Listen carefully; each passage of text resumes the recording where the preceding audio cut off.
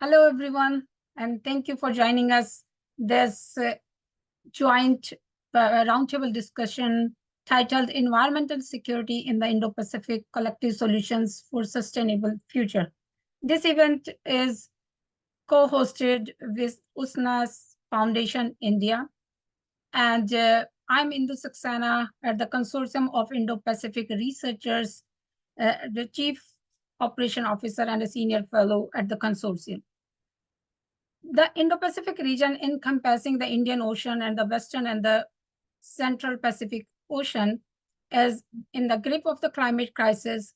The impact of the climate change are manifesting in various ways, from rising sea levels and ocean acidification to pollution, extreme weather events, and soaring temperatures. These challenges are not just environmental, they are socio-economic too. They are causing the displacement of populations, loss of livelihoods, and food insecurity. The situation is dire, and if left unaddressed, it presents an unprecedented existential threat to the region. As per the World Report, more than half of all South Asian countries are affected by one or more climate related disasters. So, in this crucial topic, we have the star panels here. Let me allow to introduce them, and I will take the opportunity to introduce first Ms. Farah Kabir. She is the country director of Action Aid in Bangladesh. She has 20 years of vast experience in development and research. Her work is renowned in human rights, women's rights, workers' rights, climate change, and governance issues. She has participated in various deliberations at United Nations, regional, and national forums. She received the prestigious Nawab Ali Chaudhry National Award, the UN Saskawa Award for Disaster Risk Reduction, and the Momentum for Change Lighthouse activity on climate change adaptation and disaster risk resilience in Bangladesh. She held a higher position with the British Council and Advocacy Institute in Washington, D.C. She has been a member of several professional societies, to name a few: Napier University, Edinburgh, Scotland, Climate Action Network South Asia, and International Institute for Environment and Development. Welcome, Sarah. We have Mr. Arpit Chaturvedi. He is the founder of the political risk management and policy advocacy firm Insight International. He is also the co-founder and chief executive officer of Global Policy Insights, a centrist think tank focused on governance, international political economy, international security studies, and sustainability. Based out of New Delhi, New York, and London, he is the chief strategy officer and co-founder of NVPOL, an environmental consultancy firm, and serves as the joint director of global policy, diplomacy, and sustainability fellowship. He graduated from Cornell University, USA.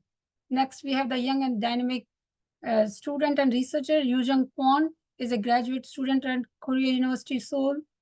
Her research proposal on climate smart agriculture, building livelihood resilience for smallholder farmers, was selected at the Shanghai Symposium. She has represented various regional forums on CO2 reduction and has participated in the UN Sustainable Development Solution Network Youth Korea. She did the internship with the Consortium of Indo-Pacific Researchers, and she penned a captivating piece for East Asia's path to carbon neutrality, which we proudly features on our website. You guys can have a look at this on our website. None other than we have Dr. Muhammad Aminul Karim. He's a retired Lieutenant General of the Bangladesh Army. He worked as chief of both the National Defense College and Defense Service Command and Staff College in Bangladesh. He was a visiting scholar at the Merchant Center of International Security Studies, Ohio State University, USA, and an adjunct professor at University of Malaya. He is an alumnus of the Kennedy School of Government, Harvard University. NISA Center, National Defense University, USA, College of Defense Management, India, Malaysian Armed Staff College, and National Defense College, Bangladesh, and School of Air Defense Artillery, PRC. His research paper has been widely published in refereed journal, and he will talk on his recent paper on blue economy. Next, we have Dr. Dhanashree Jairam. She's an assistant professor at Department of Geopolitics and International Relations and coordinator, Center of Climate Studies, Manipal Academy of Higher Education, Karnataka, India. She has worked on research projects in Germany, Netherlands, and Switzerland. Her primary fields of interest includes climate politics and diplomacy, environmental security and military, regional environmental policy in Asia, and environmental peace building. She is the author of Breaking Out of the Greenhouse, Indian Leadership in Times of Environmental Change, and Climate Diplomacy and Emerging Economies, India as a Case Study. Thank you all here. And let me announce it here that views presented here are personal, should not be constituted to any organizations and any affiliations. And please unmute yourself if you are not a speaker, and type your questions in the chat box. And this event is co-hosted with the USNAS Foundation India, and the USNAS Foundation's team is here. Mr. Abhinav Pandya and Ms. Anita, and other members are also here. So thank you again for your time and participate in this event. And now I would like to invite Ms. Farah Kabir for her remarks. Farah, please. Thank you, Indu. Thank you to the organizers for inviting me. This is very important in terms of our global position and all that is happening across the globe. We spent a lot of time debating about environment and as environmental security and from climate security. And I think, as I was saying earlier to Indu, that we've at least come to some understanding that we need to look at it. Environmental security is also being threatened because of extreme climate and climate change. And now that climate crisis is a reality. Now, within this, in terms of the Indo-Pacific, which is the home to a very, very large population of the world, it covers South Asia, Southeast. We are looking at Vanuatu or Fiji, even. So it's a very big coverage, and it impacts on a huge number of population. So that is one thing we have to understand when we're talking about environmental security. Yes, it is about sea level rise, extreme weather events, which is challenging our food security, energy security. It's causing displacement. There are issues of loss of livelihood. I would say that there's loss of youth, there's loss of, childhood as well. And the threats come in not just economic dimension, or it's not about infrastructure. There's a huge social implication of this crisis. And unfortunately, when we're talking about the social dimensions, or when we are trying to be inclusive, we find that it is not. And that is because we are looking at a world which is extremely patriarchal. The institutions, the practices remain patriarchal, and inclusion of women, young people, gender minorities is still far from our aspirations. So that is one reality in which we are working. And when we talk about the crisis as a result of sea level rise and displacement, women and young people are challenged doubly. Their roles are challenged. They have to move. They're losing their social cohesion. And in all this, neither with their party especially when you are from the most vulnerable countries like Bangladesh, or you are from Fiji, or Maldives, or any part of the world, or in Africa, but they are at the receiving end, and therefore whatever action is being taken still remains not inclusive, because there's no integration of women or young people's voices, perspectives, or in climate governance at local or national level, or even at the global negotiations. In fact, at the global negotiation, it's quite stark how these negotiations lack the feminist perspective or women's participation. In numbers, now we see a lot more women and young people at the climate negotiation. Why is it important to have women's perspective and understanding of that of the indigenous? Because they're all being impacted differently. They have always been promoting nature-based solution. They have been talking about the social dimension. They have tried to look at, for if you come from the of deforestation, then you'll find it was the indigenous communities and the women who have always tried to protect their forests, have fought for that.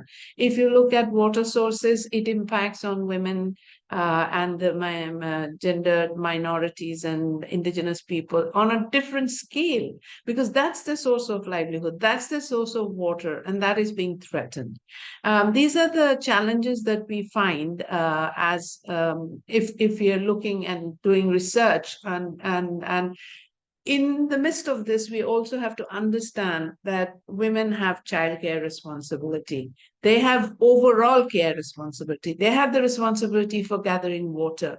They have responsibility for making sure of the health care of the family. Yet they have the least assets because of the inheritance laws, practices in different parts of the world.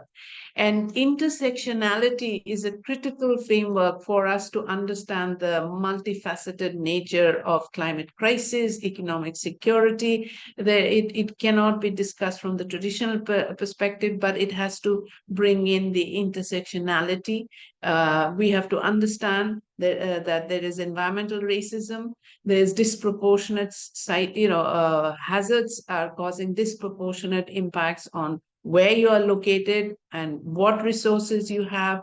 If you are from a low income or from the south, if you're from Bangladesh, which emits almost at a minimal nominal level, yet it's being impacted on a higher level.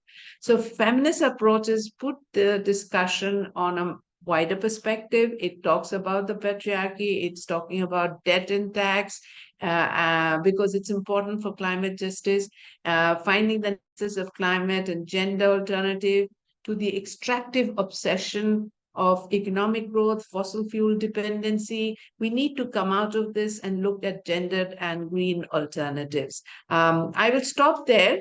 I'm very happy to talk about how ActionAid Bangladesh has, in the last 10, 15 years, been in the forefront of this, how we have managed to both do activism and policy advocacy, work with the government, influence the government. Bangladesh now celebrates of being a champion in early warning and disaster management. If you go deep into it, you will find the role of non-government organizations, the role of ActionAid in policy and legislative advocacy. We have taken the issue of climate justice at global level through our politicians, our prime minister. Again, behind all that, you will find the contributions of national organizations, NGOs, academics, the loss and damage discourse, the loss and damage fund. Behind that, you have individuals like Professor Salimul Haq and all of us. So I think that is something that I can elaborate on. In terms of action, I would say that we need a strong youth and women's perspective and voice in it. We have to think about gender responsive climate finance. We need to invest in health. We need to invest in SRHR if we are talking about justice, because when the salinity rise, it is impacting on the SRHR of women and young women and so on. So with that, I will stop here. I'm happy to take questions. Thank you, Farah. Yeah, rightly said that the global negotiation on feminist perspective. And it has been 25 years that the first 178 countries met in Rio de Janeiro. And after that, the Kyoto Protocol and the Paris Agreement. And definitely we need more work or walk the talk in this global negotiations. So more stakeholders needs to come, and we will happy to talk more about this later in the Q&A session. And now I would like to invite Mr. Arpit Chaturvedi for his remarks. Arpit, over to you. Thank you, Indu. So I'm going to talk about very practical stuff over here. We have across the years come across so many righteous sounding solutions to environmental policy. I run a fellowship program called the Global Policy, Diplomacy, and Sustainability Fellowship Program. And I do hear a lot of people talking about uh, environment and how do we solve the problem, etc., etc. And I feel that most of the focus in the world is towards approaches which have not worked or which are simply preachy or which are not going to work. Take, for example, I mean, one of my favorites is the Earth Overshoot Day. Right. So every year there's this organization called Geneva Environment Network that publishes a report called Earth Overshoot Day. I'm not saying that these reports are not coming from a good place. These are very well intentioned. But what they do is that they talk about an idealism which which does less benefit and probably more harm than it's intended for. So let me tell you very quickly what this Earth Overshoot Day does.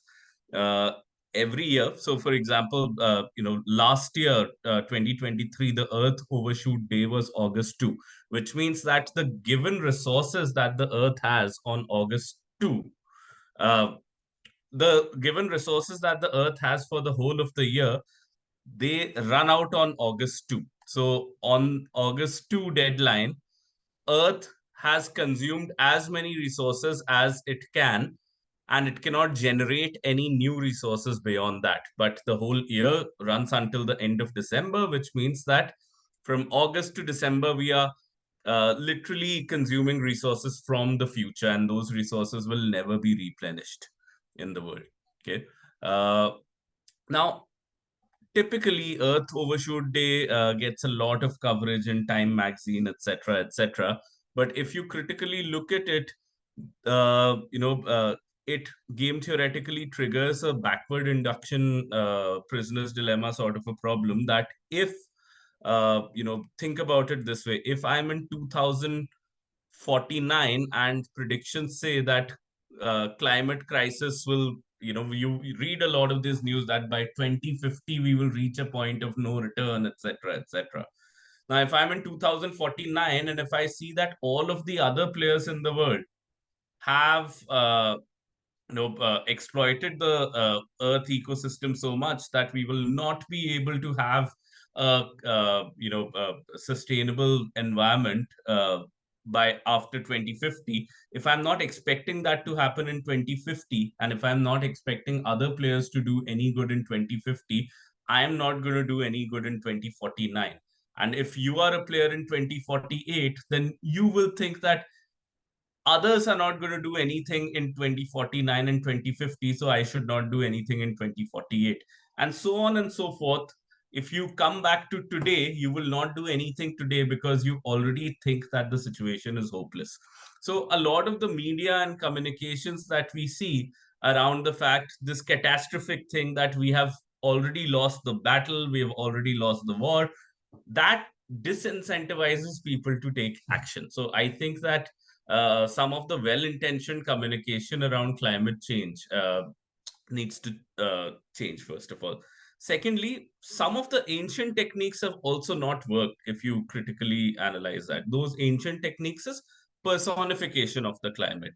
In fact, I had a friend who did her PhD on how rivers have been given rights of persons in New Zealand, even in India, etc. But that has not really helped the cause of climate change. In India, we have considered River Yamuna and River Ganga divine. And we considered them divine because those were sources on which life depended in the northern plains. So we called Ganga as Ganga Mata, etc., etc. But what have we done to these rivers? We have really polluted them to a level where they are at a point of no return. uh, so which also goes on to show that the personification of these rivers, maybe you could also argue that the reason why all of that cleaning effort for Ganga and Yamuna is also taking place because we personified it. But despite the fact that we called it as a mother, we still polluted it enough. So the idea over here is that some of these very well-intentioned strategies, modern and ancient, have not worked. The question is that what will work? And my analysis of what will work is the following. Number one is that we need to first prepare for adaptation. Now we have come at a time where all of those long-term mitigation planning, etc., is very important. But once we are able to assure people that we have enough technology, enough money, enough resources, and enough planning to be able to meet the climate threat immediately, then we will communicate a sense of safety and security amongst the people and remove the anxiety. It is a cause for being anxious. I'm not saying that we don't have cause for being anxious, but first, if we are able to create that sort of a buffer where we can assure world populations that we will ensure that you will not die, let's first focus on that immediate problem, because the long term stuff we have for a long time we've discussed it over and over and over again. Okay, that's number one. Number two is that for too long this discussion has happened in the global south, that the global north or the west is not giving us enough money for mitigation. And if you are looking at things game theoretically, you would always know that if the west has money, they would have little incentive to give money to the east or to the south, and by the time they'll wake up it'll be too late. And if you're the east or the south, you would only get stuck in the game of asking for those resources from the west and getting very little in return. And we have been playing this game for far too long now. The thing is, what is the way out of it? The way out of it is innovation. The way out of it is that the global south and countries like Fiji, etc., I know that now they are using uh, a lot of these innovative adaptation techniques, but also innovative finance techniques, such as uh, getting adaptation funded by crypto, etc. So those are some of the innovative financial tools that countries that are affected by climate change will need to take. So innovation would play a big role. Technology and adaptation focus would take a big role. And third is focusing on things that are more immediately visible. Human mind just works like that, that things which are more immediately visible get solved first. So for example, things such as pollution, which is something that people can see very clearly in front of their eyes, as opposed to talking to them about Earth Overshoot Day, or my favorite is biodiversity, which I think is very important, but people don't talk about it enough. And people would not talk about it because people are caught up in their daily lives and immediate stuff is required. So focusing on some of those immediate issues. And lastly, which is good news, which I think most governments are doing now, looking at how industries can be regulated and coming up with reporting norms. So, for example, in India, we've got now this BRSR reporting, so business reporting and business responsibility and sustainability reporting, etc., for the top 1,000 firms listed on the stock exchange. Some of these things that are, starting with where the source of the pollution is. Most of the pollution is caused by the private sector in the world. So if the private sector begins to report, and there's regulation that demands them to report, those are some very good steps. So we have, after many years of research, etc., figured out something, but we have a long way to go. I'm going to stop here. Thanks, Arpit, for your remarks. Yeah, definitely we will take some policy suggestions at the QA and in the last, in the conclusion phase. Now I would like to invite Yuzheng. Yuzheng, please, over to you. And apologies, like in odd hours. I know that in Seoul it's 10 p.m., right? So please go ahead. I actually prepared a PPT, so I'll just quickly make it brief as possible, though. Hi, everyone. So I'd like to discuss about the East Asia's carbon neutrality progress. I'll just actually skip the introduction. So far as we know, China, Japan, and Korea have actually taken a very ambitious route on the carbon neutrality progress. However, as we see here on the slide, they actually are highly insufficient in regards to their progress on reaching carbon neutrality in terms of their policies, action, the NDC climate finance. And that's why in my commentary, I've highlighted what is going on with the regional corporation, how far they are, what is the status quo, and that is what I'll be also briefly covering today. So, in 2010, actually, the China, Japan, and Korea, they adopted the vision by the trilateral corporation vision, recognizing that climate change is a top tier for corporate agendas, and one of the agendas were corporation sustainable development and environmental protection. And a year later, they established a trilateral corporation secretariat, which is located here in Seoul, Korea. And since the announcement declaration of the carbon neutrality in 2020, the three countries have established a forum on carbon neutrality goals, and it was actually quite successful. And early March this year, they've actually launched their third forum on the carbon neutrality goals. And the third forum discussed about digital innovation and just transition, and they also invited high-level government officials and experts and international organizations to discuss on the ways on how to progress forward as a key leader on regional cooperation into achieving carbon neutrality. And actually, China, Japan, and Korea, they have a long history in regards to this trilateral corporation.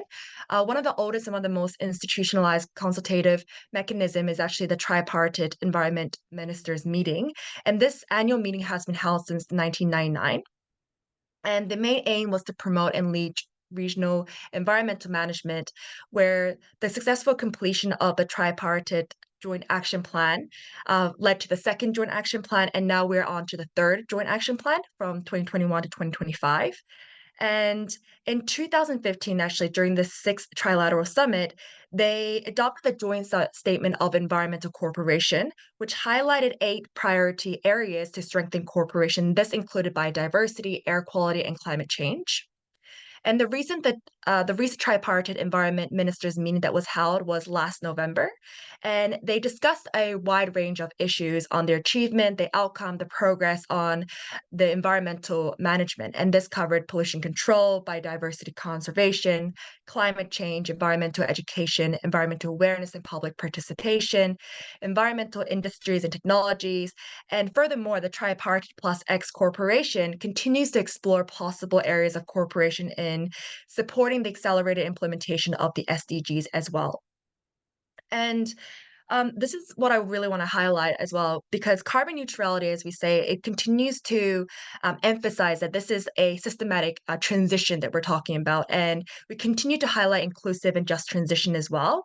And so local governments have actually been taking on quite an important role in progressing on carbon neutrality at the city level as well. As we know that urbanization is a critical issue that we talk about on how to make sure it is sustainable and helping to mitigate and adapt to the impacts of climate change. And one of the workings that have been done is WeGo, which is World E-Government Organization. The headquarters is actually located in Seoul as well. They've been working with Trilateral Corporation Secretariat to jointly establish a smart city corporation platform. And in 2020, they organized a webinar on the CJK Smart Cities. And this was like the first step in fostering a corporation platform. And moreover, they've further agreed to extend this TCS culture exchange program for government officials, inviting them for smart city site visits, knowledge sharing sessions for CGK practitioners, initiating partnerships in smart city and sustainable development. And not only that, but last year, the local governments, they declared a kind of a ambition, I guess, or kind of setting forward on their leadership role on ensuring that local governments also play a really important role in sustaining this sustainable city development issue as well. It's nearly 5 minutes too, but let me just quickly wrap up then. And also furthermore, there has been a joint research project on cities towards decarbonization and sustainable development, where in 2019 they released a publication on good practices toward decarbonization and sustainability, where they continue to jointly work with cities in sharing best practices and case studies to help officers and associated practitioners in the Asian Pacific cities as well.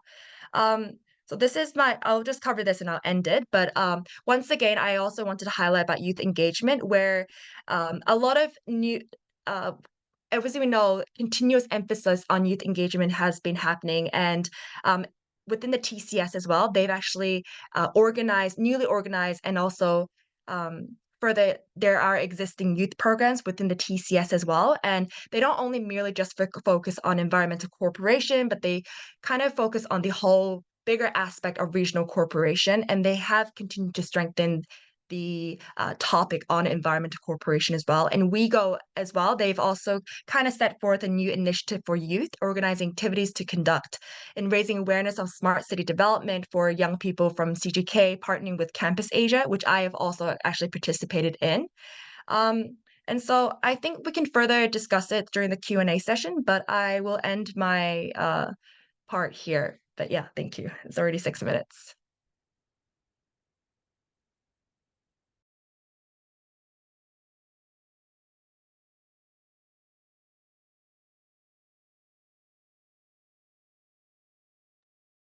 I think you're on mute. Yeah. Sorry. Okay. Thank you. Thank you for the very interesting presentation, Yurang. And we look forward to the questions. And now I would like to invite Dr. Aminul Karim. General Karim, over to you, please. Yeah, I got some slides. I'll just go through that. Hopefully I can get it. Yeah, sure. Please. Is it okay?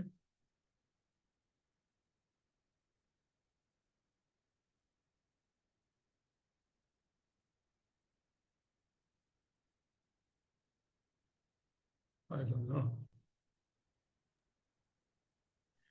So you just displayed on the Yeah, Zoom. I got it. Yeah, got it. I got it. Yeah, I'll be basically talking on my paper that is being published by Spring and Nature. Yeah, as a chapter. The title is Smart Governance for a Sustainable Blue Economy, the case of the Bay of Bengal. And then I'll definitely link up with the environmental security of Indo-Pacific. Yeah.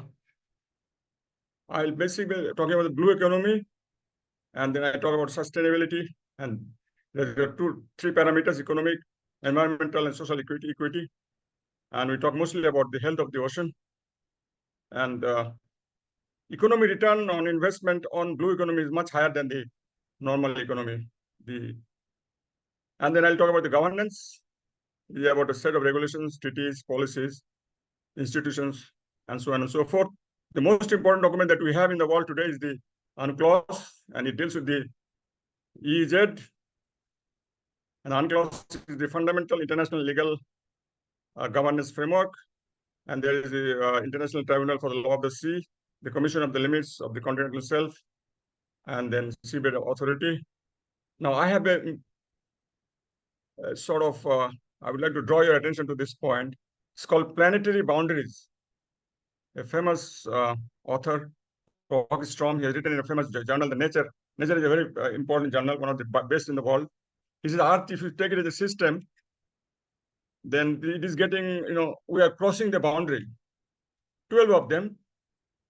And then he's saying that climate change, rate of biodiversity loss, and interference with the nitrogen cycle are already transgressing the boundaries.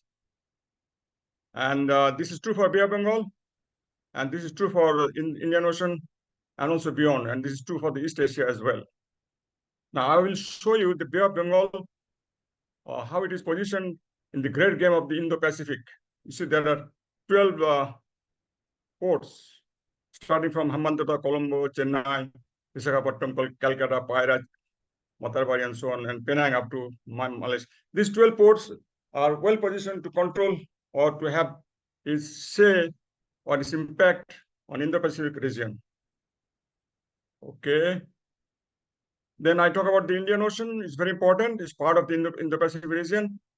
And, world's trade in oil, 50% of the, 2/3 of the trade on oil, 50% of the world's container traffic, 1/3 of the bulk cargo, and about 100,000 ships per year transit through the Indian Ocean. And that's very critical. And it is going from Persian Gulf to Taiwan and South Korea and Japan and so on and so forth. Indian Ocean is called the maritime regionalism. Then Bay of Bengal is called the maritime frontiers for Bangladesh or for Myanmar or for Eastern India. The Bay of Bengal has a large marine ecosystem, and the 60% of the area within the EEZs are within the EEZs of the countries such as Bangladesh, India, Indonesia, Malaysia, Maldives, Myanmar, Sri Lanka, and Thailand. Now look at the EEZ of the countries. Like Sri Lanka has, these are all settled. These matters are settled. The EEZ of Sri Lanka is settled. EEZ for Eastern India is settled. EEZ for Bangladesh is settled. There was an arbitration in the international court between Myanmar and Bangladesh, and between Bangladesh and India, and these have been all resolved. So that's a good point. In the Indian EEZ on the eastern side as well, the Nicobar Island area. And then there is a bad news in the Bay of Bengal, as there's a dead zone coming up, which is having an area of 60,000 square kilometers. It's almost the area of Bangladesh. And dead zone is very, very serious for a country like Bangladesh. We are looking for a blue economy. And if the blue economy is harmed by the dead zone, because oxygen level is going down. Oxygen level of that part of the sea is going down, and this is going to create big problem for Bangladesh. Or it might even move to Arabian Sea as well. Now, dead zone, we have about 600, I said, told you about that. And then Bay has minimal presence of oxygen. That's very disturbing, disconcerting, so to say. Now, acidification is increasing in the Bay of Bengal. There is 26% increase in the acidification of oceans all over the world. And that is very damaging for the Bay of Bengal. But fisheries, we have a lot of fisheries area in the Bay of Bengal. Hillsides, but the hillside is depleting. That's a bad side of it. Because of overfishing, foreign intruders, Bangladesh Coast Guard is trying to guard this area, but there are illegal, unlawful, unrelated IW fishing, and this is a governance challenge for the blue economy. Oil and gas is coming up. Myanmar has got it. Bangladesh has floated the international tender. We are expecting good response this time. PSC, production sharing contract is being finalized and it has been improved. Now there's uncertainty about getting oil in the Bay of Bengal, but Bangladesh has floated the international trade, and these are the zones. We have got, in Sanggu we have got gas, in Kutub we have got gas, and 16 of the other things are onshore and 2 are on the offshore. Okay. Renewable is Bangladesh is doing very bad because we are contributing only 1.5% to the energy resources of Bangladesh, but the world average is 1/7 of the world average. 1/7 of the energy requirement of the world is made by the renewables, and Germany is one of the highest. It is getting 30% from the renewables. International trade routes are coming out from Bay of Bengal for Bangladesh. As I said, one is going towards the Southeast Asia, and the other is going to the Persian Gulf via Sri Lanka and India. So this is a vital national security interest for Bangladesh, and I think this is a big challenge for Bangladesh, security challenge for Bangladesh. Now there's plastic pollution coming in the Bay of Bengal. This is coming from Southeast Asia mainly. It is 80% of it are coming from Malaysia, Indonesia, and Thailand. So there's a lack of governance over here. We have to strengthen the governance part of controlling this pollution in the Bay of Bengal. And then our mangrove forest, the largest mangrove forest in the world, the Sundarban, is dying. There is huge siltation, paucity of sweet waters, intrusion of saline water from the bay. Sundari trees, the lifeblood, lifeline of the Sundarban is dying because there is paucity of sweet water. The cyclone and tidal force are increasing. There was a huge cyclone in 1970 where 1 million people just got evaporated in one night. There was one in 91 and 2007. In 2007, I was involved in the relief and rehabilitation campaign or the operation of those cyclones. And also 2007, I was personally involved in that. And over the next last 90 to 2004, the frequency of storm, flood, and extreme temperatures are higher in and around Bangladesh. That has to be studied maybe because of the sea level rise. Now there are transboundary rivers in Bangladesh between China, Bhutan, Nepal, India, and Bangladesh. Now there is an United Nations Convention on the Law of the Non-Navigational Uses of International Water Courses. This is part of the governance, and it is saying that you must ensure equitable utilization of the waters of transboundary rivers. But this is not a binding mechanism, and this is a limitation that we have, and India probably doesn't care much about that. And Bangladesh is deprived of the lawful and legal, or whatever you say, legitimate water sharing. And I'll just give you a gift from India. This is a river, a big river in the north of Bangladesh. Now, this picture was taken last week, and see the river bed. Our boys are playing cricket on the river. But when the monsoon starts, the water will come, hopefully. During this July, September, it will be full of water. No, not to worry about that. But now it is going dry, except the 4 major rivers. Yes, sir. Okay. Now I'm trying to link it up with the Sustainable Development Goal. I have taken only SDG 14 and SDG 13. The life below water is SDG 14, and climate change deals with SDG 13.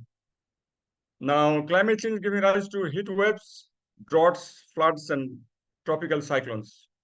Now, I think Arpita Chaturvedi has talked about the global warming. I will not talk about that. I think I'm not the person to talk about on that. It is there. The problem is there. It's a big challenge for us. Okay.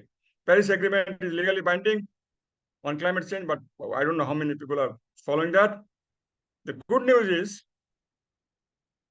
there was an Iowa Indian Ocean Region Rim Association conference in Dhaka in 2019, and there was called Dhaka Declaration, which incorporated ideas, principles, and norms of the blue economy. It called for balanced approach between conservation and development of blue economy. There are 6 pillars they have identified: fisheries and aquaculture, renewable ocean energy, seaports and shipping, offshore hydrocarbons and seabed minerals, marine biotechnology, research and development. Things are moving in that direction. I think there's some research going on in Bangladesh. There's some university institutes coming up, and there's a good job being done by our researchers. BIMSTEC has come up, but not that effective. ASEAN countries have a declaration on blue economy. They have identified fisheries, aquaculture, marine transport, renewable energy, tourism. I think ASEAN and Indian Ocean are almost similar. Now, the South China Sea remains problematic. that you know about that. There's a claim from 6-7 different countries. China is asking for 90% of the South China Sea.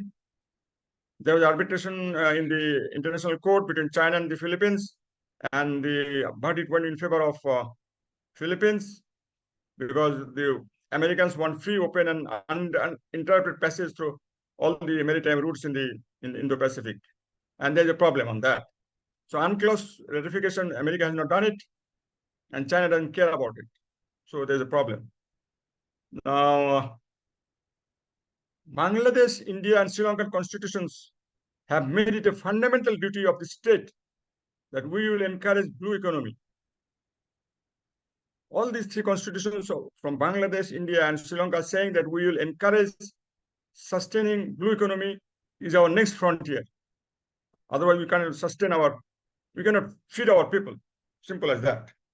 So Bangladesh has enacted the Territorial Water and Maritime Zones 74. It has been amended in 2021. Bangladesh has got a blue economy cell, but I would say it's not that effective. Now, there are 3 cases I would like to bring to your knowledge. Is the Mohesh-Khali Island is one of the islands in the Bay of Bengal. This can be developed as a model island where you can have all sort of things like water, pure water, aquaculture, then calcifier culture, then renewable energy, so on and so forth. And this can be taken as a model case, then it can be then expanded to other islands. We have a lot of islands in the nearer part of the Bay of Bengal belonging to Bangladesh. Now, an Indian author, she's Chaturvedi, she's also Chaturvedi, some Chaturvedi. She's from Observer Research Foundation. She's suggesting that how about having a center under IORA? It is called Bay of Bengal Association Research Center, something like that. She's calling that polycentric quasi-government type organization, which can undertake different projects and do research and then feed it to the different countries. That's a good idea, no doubt. And then a Bangladeshi expert is talking about, how about having a separate ministry for the marine affairs? That's a little bureaucratic. Bangladesh bureaucracy is generally generalist bureaucracy. We have to have more professionals there to make it more functional. Well, if your top is too heavy, things may not work that way. Now, I've only talked about that. The EEZs have been sorted out between Bangladesh, India, and Myanmar. Climate migration is a big problem for Bangladesh. These are huge in Dhaka and Chittagong city. About 50,000 people per square kilometer live in the Dhaka city, which is almost double the density of Manhattan in New York. This is difficult to tame because there's poverty, both poverty below the poverty line and the hardcore poverty are increasing. Santis are, increasing. Public health is suffering. Bangladesh is one of the densest country in the world, and it is giving rise to pollution. And Bangladesh Dhaka is one of the most polluted cities in the world. Genocide migration, I would call that. Rohingya refugees are being sheltered in Bangladesh. More than 1 million of them. It is difficult to maintain them. They're destroying our environment, including our wild elephants are being destroyed. Market system is distorted. America is giving us good help in terms of monetary support. UN is doing a good job, but how long can you feed them in a small space like Bangladesh? Human rights is affected because of this climate change in Bangladesh. I would tend to say that the lower order needs to higher order needs. Right to decent living is a right of everybody. Right to clean drinking water is a right of everybody. Right to gender justice is a right to everybody, all women and men. But there's a good news. The Bangladesh Supreme Court has given a landmark decision in 2019 to grant legal entity to the Turak River, the rivers around Dhaka city. There are 3 rivers, and it expands to it covers all the rivers of Bangladesh. They'll be treated as a legal entity. So if you are destroying the river, the court can impose an injunction and stop that destruction of the river. The court has come forward, but how the government is going to deal with that is a big question. Gender justice is a big problem for Bangladesh or for Africa or for any other country. And I would tend to suggest that we should have training courses for both men and women. It can cover areas like rainwater harvesting, community-based water management, develop water efficient policies, and so on and so forth. So climate migration is a big challenge for Bangladesh. Genocide migration is a big challenge for Bangladesh. Human rights are being violated in Bangladesh. And gender justice is, of course, definitely violated. With that, I think I'll end. I would like to thank all of you participants, and especially Dr. Indu Saxena. And with that, I say goodbye. Thank you. How do I get out from here? Or stop share? Huh? Yeah. Thank you. Thank you, Dr. Karim, for that enriching presentation, and hopefully we will do the next event on the Bay of Bengal, the climate security and climate change in the Bay of Bengal. That's a you have the content of one webinar, one event only itself, and surely we will divide it in the region in South Asia and Southeast Asia and the East Asia, and that covering the Indo-Pacific region.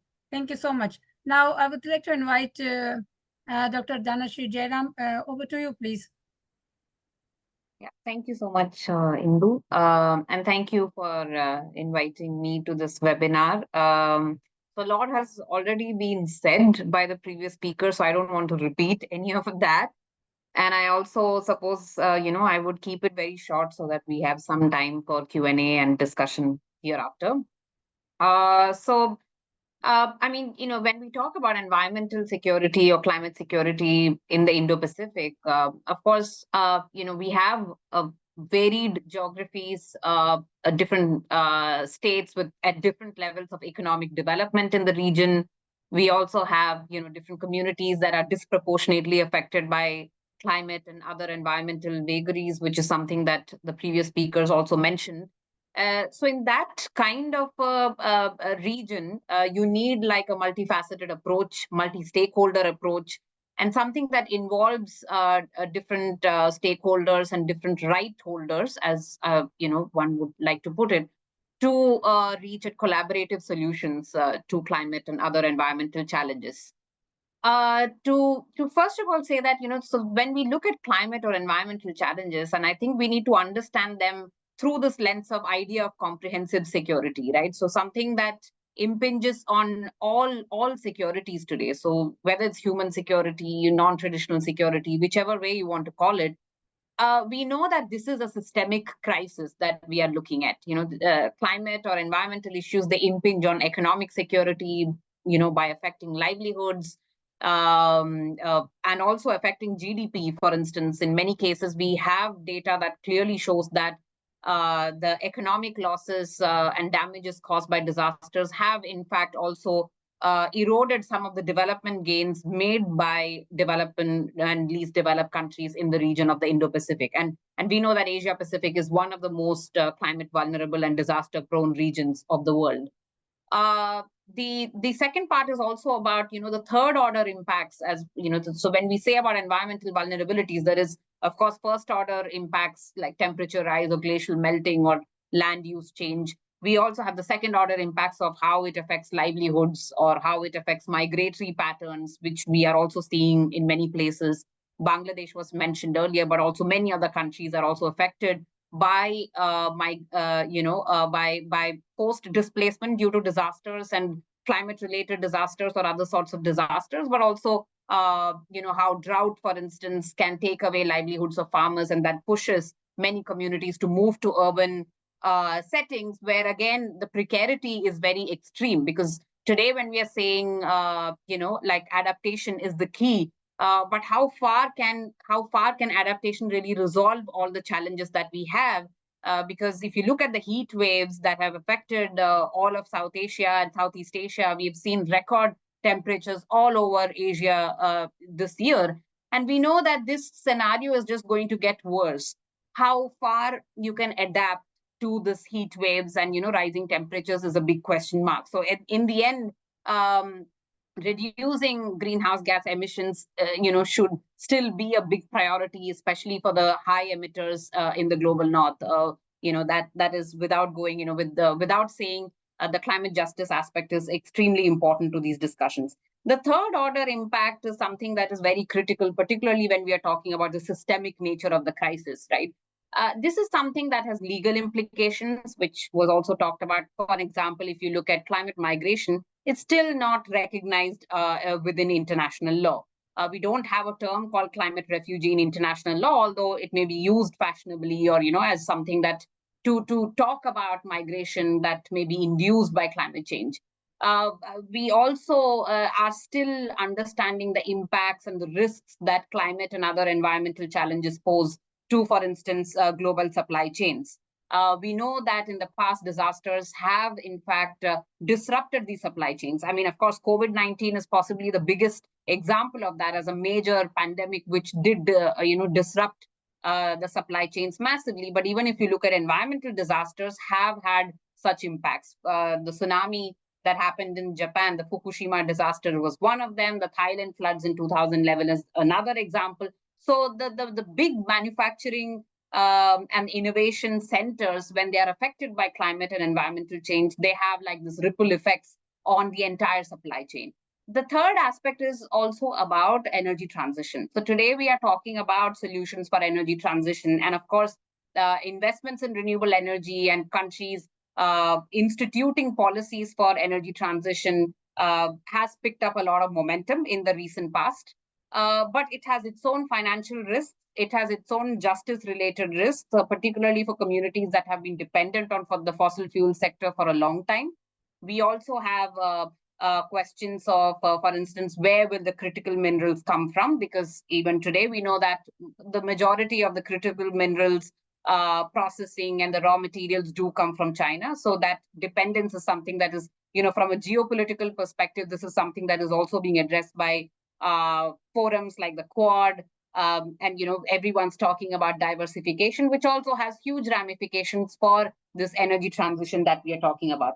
Amidst this, of course, we have cooperation that is something that is also gaining a lot more momentum. We have, for instance, military to military cooperation, like through the Indian Ocean Naval Symposium. It's one such example where, HADR, the humanitarian assistance and disaster relief exercises, have increased in number. So there is more interest among the militaries of the region to gain that sort of, knowledge from each other, share knowledge, understanding, interoperability, and having, a sort of common standard operating procedures that would also help militaries to tackle these disasters faster on a more urgent basis, right? So this is something that is gaining momentum.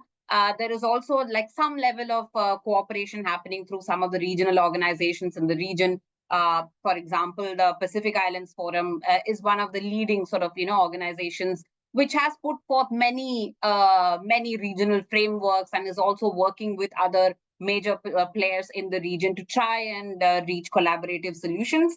But also you have ASEAN, for instance, BIMSTEC. So many others are looking at solutions. But of course, much of these initiatives also require a lot of finance and capacity building, which is very, critical. So if, the capacity building particularly is something that all the countries, particularly the developing countries in the region, need to focus on more if they want to also, something that can be done collaboratively through, different sub-regional organizations and regional organizations for a better preparedness and better also, transition that we are talking about, the transformation part that we are all talking about, but it requires a massive overhaul of the systems that we have put in place today. So in that sense, security or environmental security in the region or in this Indo-Pacific, as we call it, requires all the different nodes to come together, which of course there are many challenges. I'm not saying, this can happen overnight, but there are also many positive changes like community-led climate action. There are also, as I said, many forums that are coming up with frameworks that could help steer some of these, climate initiatives forward, or innovative climate finance solutions. Technology is something that is being focused on as well, especially in the energy sector. So all these actions need to come together if if we have to think of a more cohesive and collaborative approach to environmental security in the Indo-Pacific. So I'll stop there, and happy to take questions. Thank you. Thanks, Dr. Dhanashree, and it's great to hear you all. Let's jump into the QA session because we have less time for this session. Hopefully, we have to take another round of this discussion very soon. My first question is to Farah. I want to, it's very intriguing to us, like all of us, hopefully, the women perspective or feminist lens, while we were talking about the Bay of Bengal and the Bangladesh. Being a women prime minister for so long years, and I know that both parties had the women had there. Either party comes in the power. So how do you see that, Bangladesh is one of the most vulnerable countries to climate change? I'm reading the BBC quote. The government estimates that by 250, one in every 7 Bangladeshi will be displaced due to climate change. That's the BBC report says. So what are the challenges to bring the women or the feminist lens in perspective to inclusion, to be a stakeholder? And I want to hear it from you, because you have been long in these discussion in the international fora. Please. Well, I think that's a very standard question. People say you have a woman prime minister, but that's the PM's job has its own JD, and it comes with a lot of I'm sure she requirements. But what is important is that Bangladesh is a delta, and it is vulnerable to sea level rising. It has repeated cyclones. It's got drought because we have had very little rain. So the climate change has impacted us on every front. And this is the same country that has been working on building resilience. It has taken up so many initiatives for adaptation. And we work on the ground with community, and there's numerous examples of where community adaptation has taken place. We are an example on disaster preparedness and disaster management. When we have major disasters in the last 5 years, there's hardly a loss of life. There are, but very, one or two, and every life lost is a tragedy. We are managing in terms of moving the people. We're trying to save our resources. But, we also have to acknowledge that we cannot go on adapting. Well, the developed countries are happily following the development paradigm they have been. They are totally dependent on fossil fuel and the traditional, energy sectors. So you are asking the rest of the world, the most vulnerable countries, to adapt. They are. We have developed a national adaptation plan. This is a country which has, not only national adaptation plan, it's national determinant commitment, but it has a 100-year prosperity plan. It's working on a delta plan. So that is that we have in getting our government to take those action. That was the influence, and that's where women's perspective is being highlighted. It's still a long way to go. Just 3 days ago, the Dhaka city, which has a population of 12 million residing, and if you add those who come go, it's over 20 million. So it's a huge population in one team with trust. But it's still a challenge to bring women's perspective, young people's dimension on it. And displacement is not something that is going to happen in 2050. Believe me, it's already happened. It's happening. I work with the communities who have had to leave because of either extreme weather, river erosion, or because of salinity. We've just finished a research on the impact of the climate change on health in coastal areas. So the requirements and the adaptability, the agility and flexibility is on a very different level.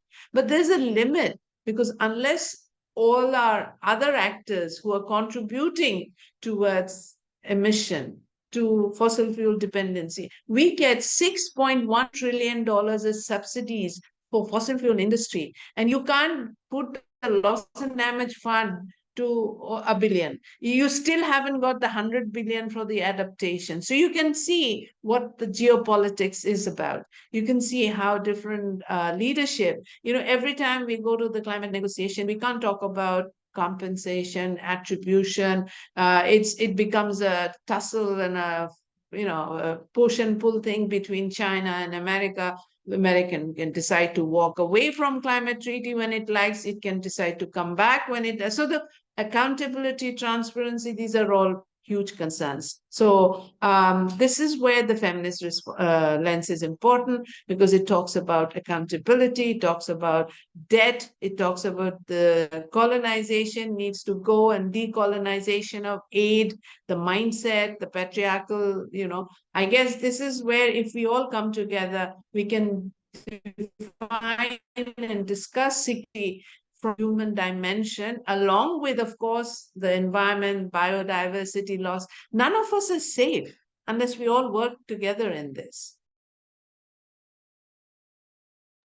Thank you, Farah. Yeah, absolutely. Whatever you mentioned, that it's a standard question, but how we can adapt, we can mitigate, and every time, like when we go, like it's a kind of developed countries and the developing countries and the negotiations, but I see that where the implementation, whenever it takes the implementation, and it's happened quicker in developed countries than in the developing countries. And I guess Arpit is not here, so we were talking about what should we do? What should we do here when we see that it's an existential threat? So willpower, basic, and more stakeholders. I guess so. And now taking this point to Because ahead, Indu, we need to. Sorry, Indu, to yeah. interrupt. I think we need to move away from the nationalists and narratives and arguments, because I think climate change is on a way higher level. And if we remain territorial, if we remain thinking in the old ways of security, we're not going to be able to address it. When the Sundarbans is affected, we have Sundarbans in Bangladesh, we have Sundarbans in India. If the two sides do not discuss, we are the lower riparian. When the glaciers are melting or the Himalayas, in Nepal, we're getting affected, but it comes all the way through India into Bangladesh. So I'm sure there are many parts of India that gets affected as well. So we have to think of it on a region, on a much global, integrated. Absolutely. It needs it requires a regional cooperation. And I would like to extend this comment to invite Abhinav Pandya, who's from USMAS Foundation, who's a co-host here. I guess, Abhinav, you and your team has some questions. I guess Preeti has some question. So would you like to go ahead? My team has some questions. I guess I'll just hand it over to them to ask the questions. Preeti, please share your questions. Dr. Jan, in case if you have a question, please. Preeti, go ahead. Yeah. So it's in the chat box, but I'll read it to you. Yeah. So how do we address the issue of climate migration from the Indo-Pacific islands, considering the UN reports indicating that the small islands in the Indo-Pacific region are at risk of submersion within a few years? So, to anyone who is there? Okay, I can just quickly, not really, I don't have an answer like for this question, because this is something that requires long, discussions, and, so much has already been discussed, but there's not much done on this. So recently we had this instance of Australia and Tuvalu reaching an agreement on how Australia will allow, say, a certain number of Tuvalu citizens to move to Australia, affected by, of course, And yeah, so this would be something of a humanitarian effort in which Australia would facilitate the mobility of climate affected population from Tuvalu to Australia. But there was a huge problem with that agreement, was that it's signed without much consultation with stakeholders in Tuvalu. Like, what do Tuvaluans really want? One of the biggest challenges is that many of these discussions are happening right now at negotiations and summits between prime ministers, ministers, and others. And I think there is especially in a country like Tuvalu, as far as I know, based on it's most of the decision making is based on a consultative process.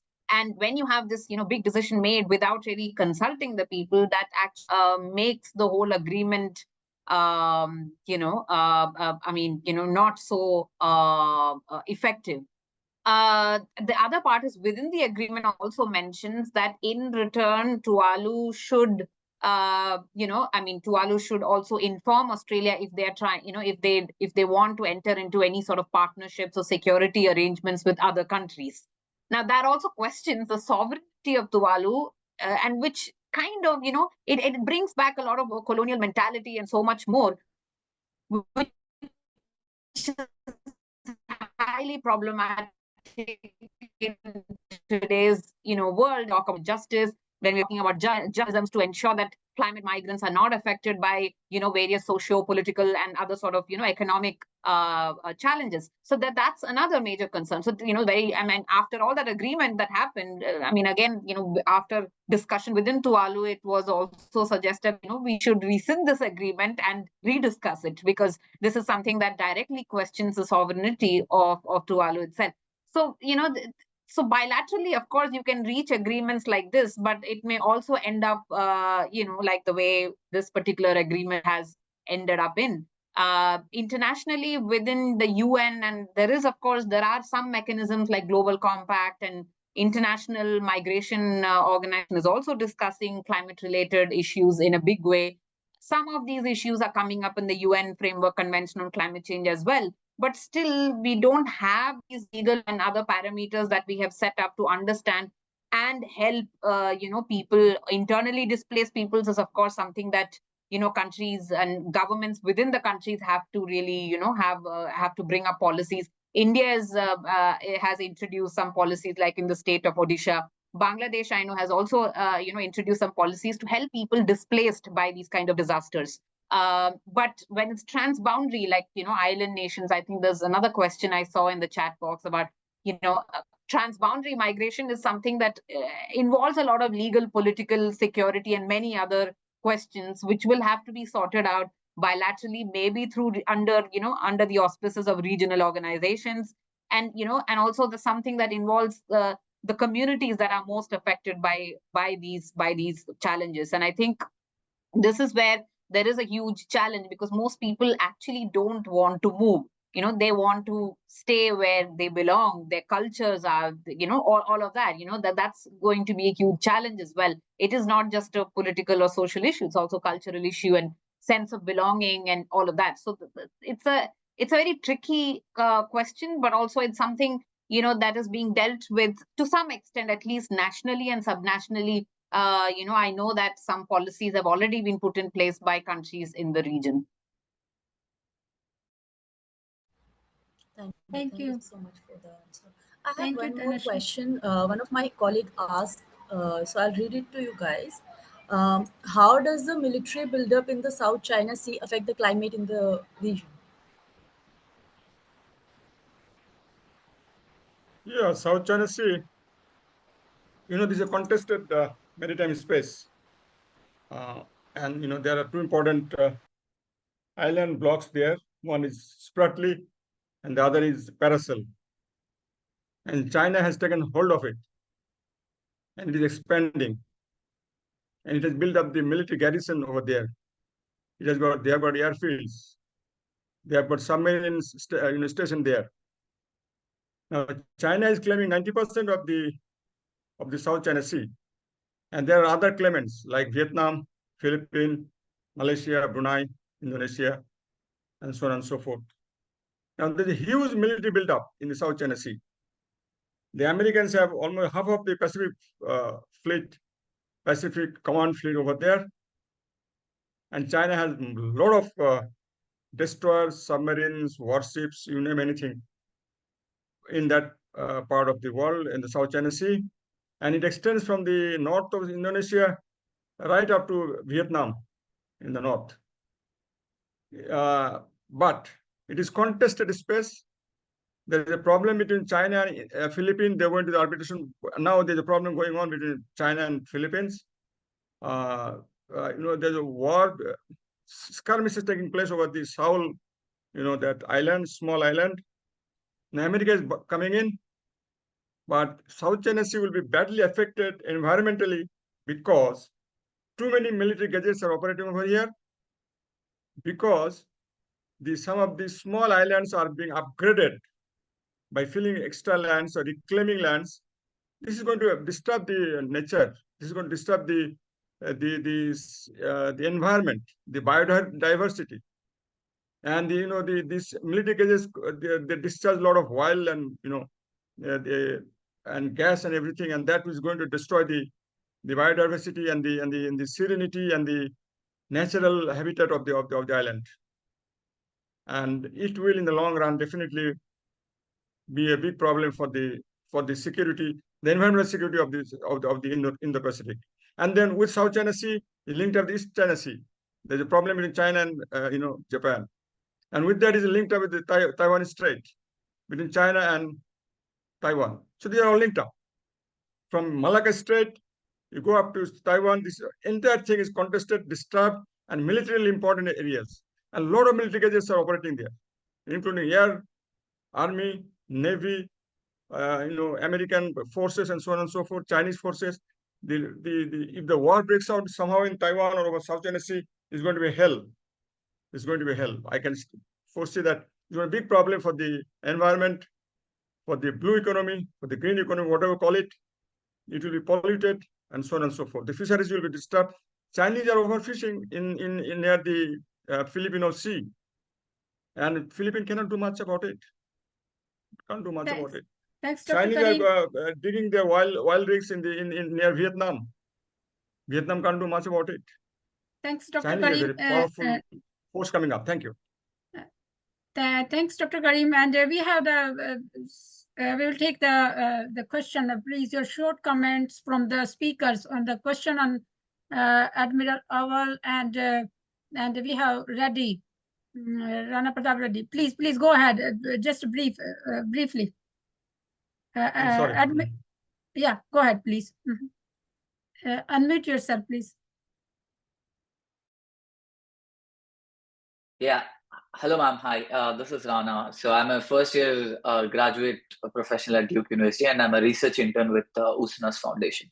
I wanted to gain more clarity on COP28 stock trade, like which they do tend to signal it as a stock take is one of the most successful COP28 achievement is what they say. So I wanted to understand from an Indo-Pacific point of view, how does it impact our countries? And do we see it as a success? Because even in COP27 and all, there's a lot of things that had come out, but very little work has been done. This is more of a tracker, but would that be a chip where we can say that we need more? Dr. Dhanashree, would you like to comment on this? Sorry, is the question about global stock take? Yeah. And yeah, okay. Do we see it as a success or not? Depends on where you are. So, reaching a consensus on such a huge process in itself was difficult, with so many differences already between the, especially developing countries have already had huge amount of difference about mitigation commitments, finance commitments, what I think Farah mentioned about $100 billion loss and damage fund not getting enough fund was something that was raised during the stock take.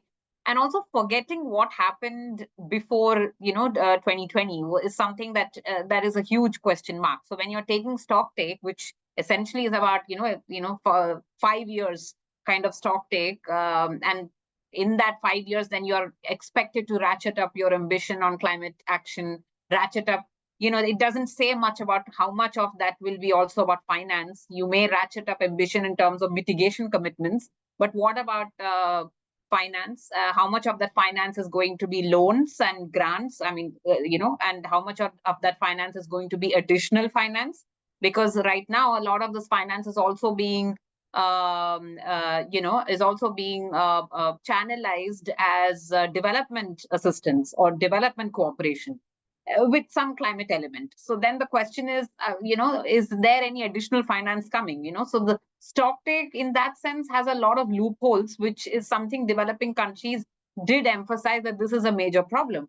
And if you also look at climate action tracker, any of that, we can see that the majority of countries are still not doing enough when it comes to their mitigation commitments, particularly the global north countries who are expected to do more as far as their emissions reduction commitments are concerned. The other part is also when we are talking about stock take and everything, there is also this equitable, nature of stock take. So this is something that, again, developing countries raised is the modeling, or especially mitigation models that we are looking at. How much of those models actually have equity embedded in them, or is it just that models are just about all countries trying to reach certain targets at the same time with similar measures? That is not going to happen, especially when you have these differentiated vulnerabilities, differentiated capacity, and all of that. So stock take, of course, reaching a consensus would not be very easy. And also there are still many differences. I would not deny that. Still it's a process. It's a multilateral process, which you can expect it to be very slow. It's not something that can happen overnight. Yeah. Thanks, Dhanashree. We have the last And question. one thing, Yeah, go sorry, ahead. and one thing that is accepted now is that we are all off track when it comes to the Paris Agreement. So if you are making a reference to the Paris Agreement and the commitments, all countries are off from there. Especially the global north. So that is, as Dhanashree said, the climate finance, the commitments around it, the institutions, the shift and the transition remains a very far target. But the good thing is that it's on the agenda. It's being discussed. There's been a movement around it. You're getting some traction there. National level, there are commitments coming up. People are working on it. The other concern is the private sector. We are up against the fossil fuel industry, the petroleum industry, countries whose economy is based on that. How we're going to make those shifts is still not very, it's not working the way we had hoped 15 years ago or 10 years ago. So we are also running out of the time. So we will take the Admiral Awal question. Admiral, please go ahead. I'll take the short comment from the speakers. Yeah, good evening. Can you hear me, please? Yeah, sure. Thank you. Now, a very absorbing discussion by all the speakers, but the time will be short. I will ask Mr. Chaturvedi. You have come up with a very good point, because as nothing is happening, so let something happen. You rightly said that it is all prescriptive. Nothing is working. Philosophical approach. Maybe these are all preaching with no practical impact. But the solution that you have given, that again, adaptation. For Global South, how to adapt? You need fund. And that is to be funded as per the Paris Agreement. This adaptation has to be funded. Innovation, again, you can incubate many ideas. But how to innovate, how to implement it? You need the fund. Then again, the regulating our industries. So we are in the Global South, in the lower riparian. Doing something is okay, but to me it appears that are you giving a walkabout to the big polluters? Because unless there is a change in their consumption and use of fossil fuel. For example, Bangladesh. contributes very less. Today, if we stop all emissions, everything, nothing is going to happen to the world environment. Only Bangladesh will sink. So this is the enormity of the problem. So I hope you're not giving a walkover, because we need that fund. Whatever you have suggested, for that you need fund. And one of the speakers has mentioned that how long we can adapt. So this is one part. Please clarify that no, we have to fight against those big giants who are polluting. And in the name of COP, I think it is the last COP28, there were some 80,000 participants. I mean, it has become a COP tourism. The question is being raised that the very venue is becoming another environmental hazard. Why so many people have to be there to making statements which have no effect at all? So please, your point on that. And I would like to thank the speaker, Ms. Dhanushree Jairam. Madam, you have done a very good job.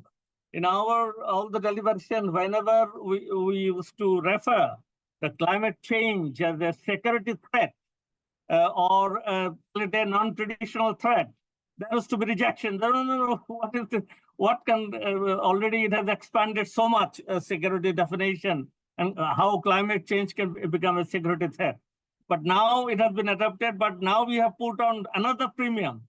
The climate change is not only the security threat, it is the prime mover. It affects all security, traditional, non-traditional, even the economic development. It's a good point. Thank you. Congratulations. Thank you very much.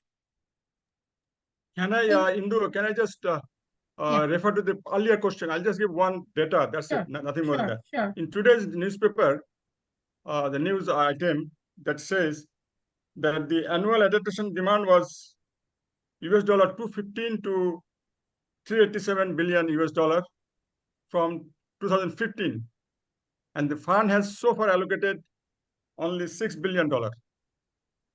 So that's a very, very depressing news for all of us who are asking for more fund. That's it. I just wanted to reinforce the earlier question actually. Thank you. Thank you, sir.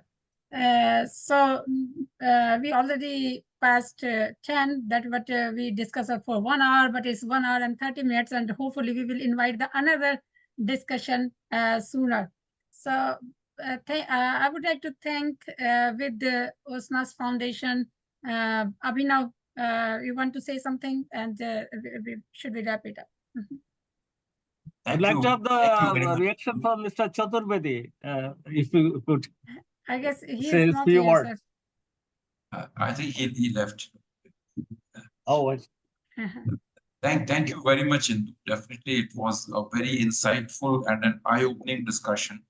And I guess, I mean, mostly we are always focusing too much on security and geopolitical issues that we lose sight of the more burning issues like the climate change and the climate security issues.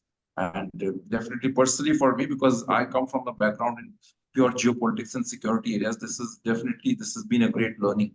And I look forward to more of such engaging and meaningful conversations in the future. And definitely, if we can prepare some kind of a policy draft or policy recommendations based on our webinars on climate change and submit it to the relevant authorities, it will be much more meaningful. I would like to thank the consortium of Indo-Pacific researchers for partnering with us for this event. And my heartfelt thanks to all the speakers who joined us today and shared their insightful thoughts on this critical subject, and also the participants and the teams of USNAS Foundation and consortium of Indo-Pacific researchers. Thank you very much. Thanks, Abhinav. Thanks, Farah. Thanks, Dhanushree. Thanks, Susan. Thank you, Dr. Karim. And thank you, participants, thank you, Dr. audience. Great, excellent. It went very fine. Thank you, everybody. A wonderful presentation. Thank you all. Have a great day.